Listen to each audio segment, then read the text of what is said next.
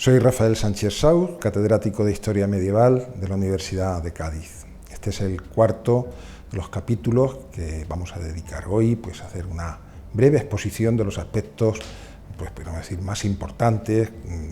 de ese periodo medieval en el que, poco a poco, con el discurrir de los siglos, se va formando esa realidad histórica y cultural que llamamos España. Vamos a hablar ahora de la Reconquista, pero no ya tanto como concepto, que es lo que hay detrás de esa palabra, que es a lo que dedicamos el capítulo anterior, cuanto a describir muy sucintamente, como podemos imaginar, cuáles fueron sus principales etapas, sus principales momentos. El profesor Miguel Ángel Ladero Quesada, de la Real Academia de la Historia, y uno de los grandes historiadores del presente, no solamente de historiadores medievalistas, estoy pensando de historiadores españoles actuales, ha acertado a dividir la época, esa larga época que llamamos Reconquista, en tres periodos, cada uno de ellos con un carácter y al mismo tiempo también con unas peculiaridades muy diferentes unas de otras. El primero de esos periodos nos llevaría hasta aproximadamente mediados del siglo XI, desde el siglo VIII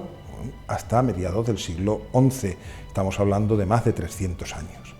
El segundo llevaría desde mediados del siglo XI hasta aproximadamente la conquista de Andalucía, Murcia, por lo tanto mediados del siglo XIII. Es el periodo de las grandes conquistas, el periodo del gran crecimiento territorial. El último momento correspondería al de la frontera castellano-granadina. El Al-Ándalus queda reducido entonces al conocido como Reino o Emirato de Granada, y eso permite el mantenimiento todavía durante 250 años de la presencia de una formación política musulmana en España y de una frontera también con unas características muy peculiares y con una gran importancia para la historia concreta de Andalucía, también de Murcia. La primera etapa es la que nos llevaría desde esos orígenes que hemos hablado en el anterior capítulo hasta mediados del siglo XI. Se trata de 300 años en los que esencialmente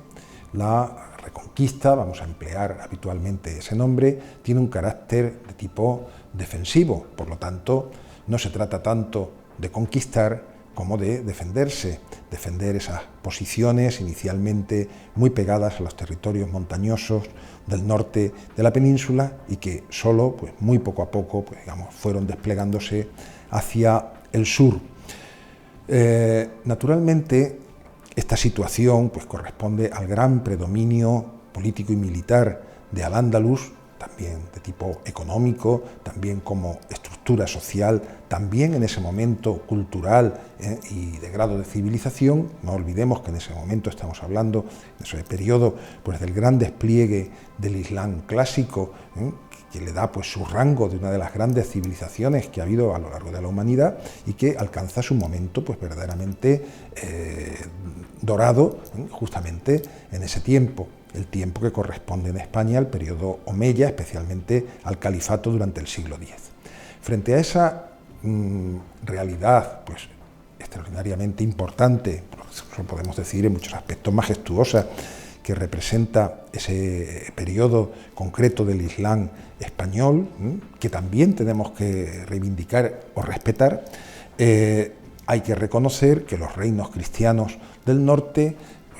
eran todavía formaciones, tanto desde el punto de vista político, institucional, cultural, hasta cierto punto rudimentarias, que por lo tanto durante esos 3 siglos, eso sí, con una clara conciencia de su identidad cristiana,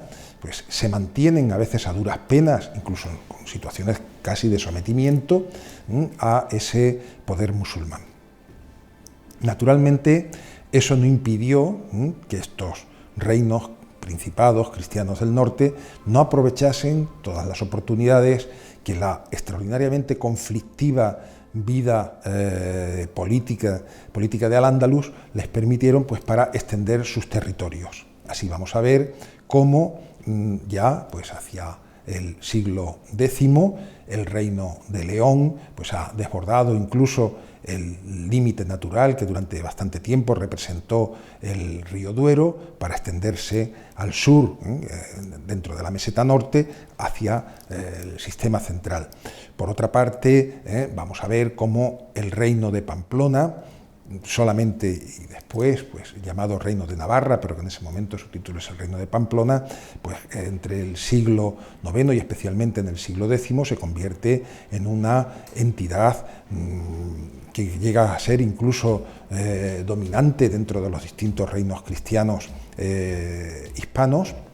y que asienta su propia dinastía y que alcanza ya en esa época pues prácticamente la configuración territorial del reino, pues hasta lo que hoy es la Comunidad Foral de Navarra, con algunos pequeños añadidos posteriores. Y hacia el este peninsular pues veremos el primer despliegue del condado de Aragón, pero un pequeñísimo territorio muy apegado al Pirineo, muy presionado por la potente realidad musulmana del Valle del Ebro, que es una de las zonas de más potente implantación árabe y también de implantación musulmana, y lo seguirá siendo así durante mucho tiempo, y finalmente pues esa peculiaridad también de los condados catalanes, donde como consecuencia de la presencia franca de la incorporación por Carlomagno y el propio y su sucesor Luis el Piadoso de territorios musulmanes peninsulares al Imperio Franco, pues nos vamos a encontrar con una estructura política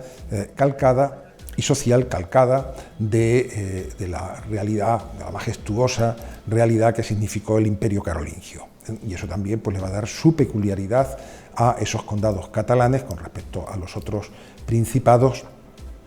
a lo largo de mucho tiempo, a lo largo de la Edad Media. ¿Cuál es el fenómeno que hace que cambie esta situación? El fenómeno es la ruina del califato de Córdoba, es decir, el momento en que se produce la descomposición del califato tras ese largo periodo, ¿no?, de hegemonía que son los reinados primero de Abderramán III, después de Al-Hakam II, posteriormente la presencia de esa especie de dictador, vamos a llamarlo así, del Habib al-Mansur, como verdadero factotum de la vida del califato, y que llega a esa situación hasta principios del siglo XI. Al-Mansur muere en el año 1002. A partir de ese momento se produce un muy rápido y sorprendente proceso de descomposición interna del califato, por causas que ahora no podemos entrar en ellas, que va a llevar a la destrucción del califato y a la aparición de hasta 30, 40 entidades políticas sucesoras del califato, que son los llamados reinos de taifas. Esos reinos de taifas son, desde el punto de vista político, desde el punto de vista especialmente militar, muy inferiores a los reinos cristianos del norte. Y ese fenómeno es el que va a hacer que se pueda entrar en la segunda fase de lo que ahora sí ya podríamos llamar reconquista, porque los reinos cristianos del norte van a aprovechar esa situación para comenzar un proceso de expansión progresivo sobre territorios hasta entonces andalusíes y, además de eso, pues para establecer sobre muchos de estos reinos de taifas sistemas de protección política y militar que son compensados con importantísimos tributos que tienen que pagar estos reinos de taifas a los reinos cristianos y que conocemos con el nombre de parias. Parias que se pagaban en metales preciosos, en oro, en plata, y que va a significar también una inyección económica importantísima para el despegue, no solamente económico, también en otros muchos aspectos, de los reinos cristianos del norte. Así que a partir de mediados del siglo XI lo que nos encontramos es con que las tornas han cambiado en España. Los reinos cristianos, que hasta entonces pues, digamos, vivían en una situación pues, muy comprometida, a consecuencia de la presión musulmana, son ellos los que ahora comienzan a presionar al Andalus. Esto tiene un momento decisivo que, digamos, nos hace ver con toda claridad hasta qué punto las cosas han cambiado. La conquista del año 1085 por parte de Alfonso VI, de Castilla y de León, de la ciudad de Toledo. la ciudad de Toledo, la capital del viejo reino visigodo, que tiene un valor simbólico extraordinario. No solamente es la primera gran ciudad andalusí que cae en manos cristianas, sino que también, además, y de eso eran plenamente conscientes, empezando el propio rey Alfonso VI, del valor simbólico y de lo que eso significaba. Alfonso VI, que se hace llamar a partir, poco más o menos de esas fechas, se hace llamar Imperator totius Hispaniae, emperador de toda España, tiene un verdadero proyecto ya reconquistador del resto del territorio. Y, de hecho, inmediatamente después se plantea la conquista de Zaragoza, inmediatamente está ya planteándose también incursiones sobre el propio reino taifa de Sevilla, etc. Esta situación de verdadera agobio y angustia de los distintos reinos de taifas es lo que va a llevar a los principales reinos de taifas, el de Sevilla, el de Granada, el de Badajoz, en ese momento a llamar en auxilio de Al-Ándalus el gran imperio norteafricano del momento, el imperio almorávide. El imperio almorávide es una construcción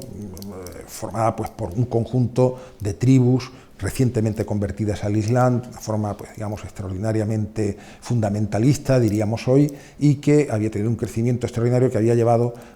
liquidando los otros reinos musulmanes que existían en el norte de África, hasta la misma Ceuta en esas mismas fechas. Con muchos temores, los reyes de taifas a los que he mencionado llaman al emir almorávide en auxilio de Al-Ándalus. Y el emir acude a esta llamada y va a dar comienzo pues, a una serie de campañas contra Alfonso VI, que aunque no van a permitirle la conquista de Toledo, sí van, digamos, a impedir que ese proyecto de conquista y de reconquista del territorio de Alfonso VI, ese proyecto imperial, podríamos decir, se pudiese llevar a cabo. Otras víctimas colaterales de esta presencia almorávide son los propios reyes de taifas, que inmediatamente fueron eliminados por este emir almorávide y por los ejércitos traídos desde el norte de África. Muy brevemente ya diré que el periodo que comienza desde la llegada de los almorávides y hasta la batalla de las Navas de Tolosa en 1212 es el periodo más duro, el periodo en el que verdaderamente nace la auténtica frontera hispánica entre moros y cristianos, de una forma continuada, en la que se producen grandes enfrentamientos, continuas campañas, etc. Y en medio de todo eso, en esa situación, pues brillan algunas figuras excepcionales que tenemos que recordar, como es el caso del Cid Campeador o la propia de Alfonso VII, el emperador,